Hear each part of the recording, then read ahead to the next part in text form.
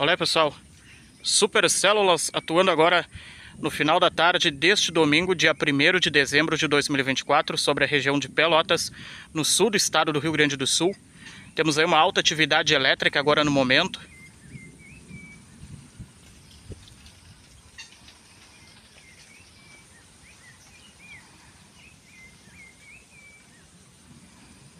Olha aí, pessoal.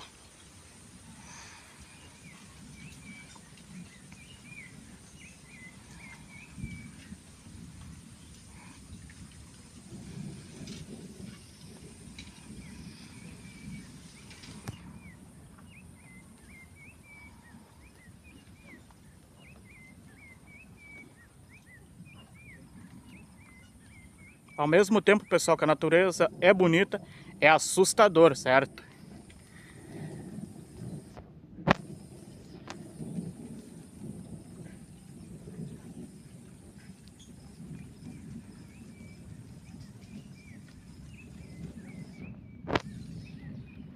Olha aí, pessoal.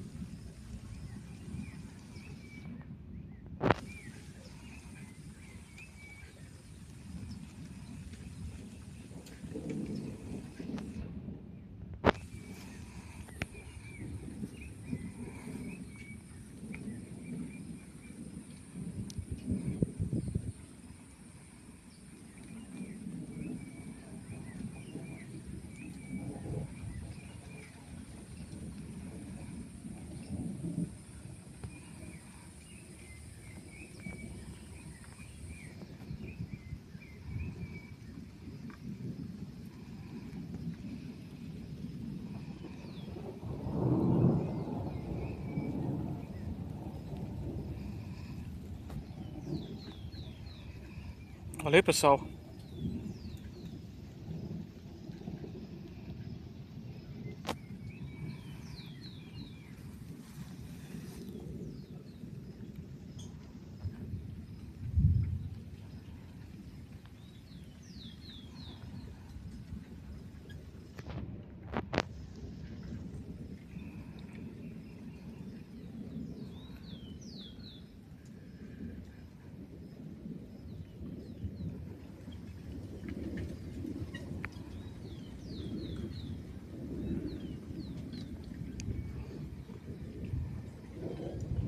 Pessoal, Supercélula não se brinca, pessoal.